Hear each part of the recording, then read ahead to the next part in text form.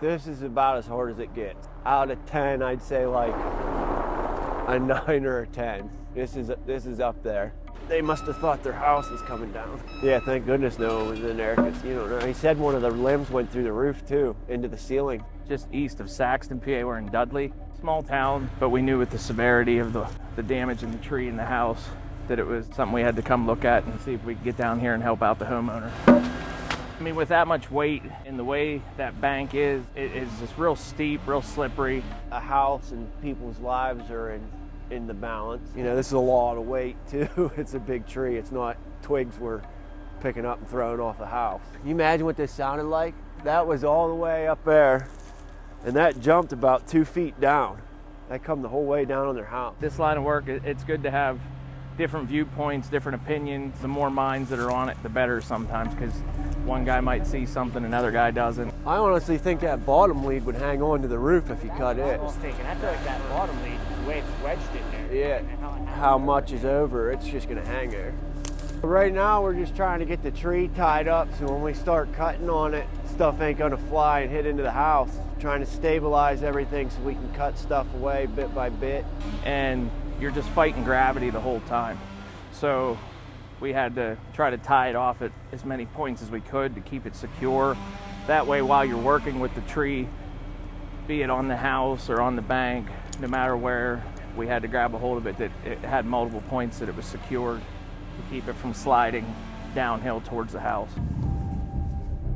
That crane, it's a lot more maneuverable than a regular stick crane. You can get into a lot tighter places, the truck itself. It was the perfect application for this job. There's 2 leads on it, and they're both broke and cracked. You know, at any point in time cutting on this where the tree's cracked, it could continue to break. You know, that's not safe for the guys or the house. So that's our main dilemma right now, is dealing with the parts of the tree that are cracked. So we can't just cut one or the other and hope the other one's gonna hold it. And so we got all these ropes up there tied up so that when we do cut, this butt doesn't fly down into the house. See where the tree's touching this roof right here on the point? So that's where all the weight is. Like, it's just so unpredictable. See, so now that's one less obstacle. Then you got guys down on the ground. When he lowers the pieces down and puts them in the truck, we'll have to chalk it up.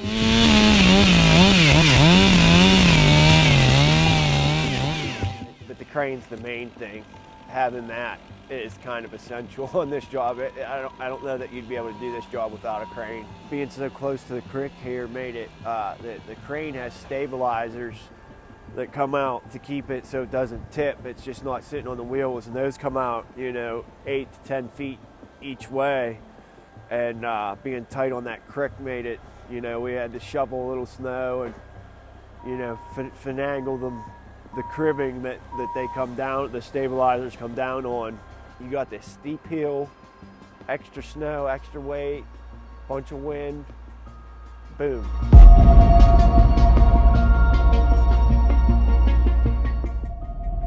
At least we're there for them to call to come and clean it up for them, you know, and try to do it with minimal to no excess damage after the original tree fall.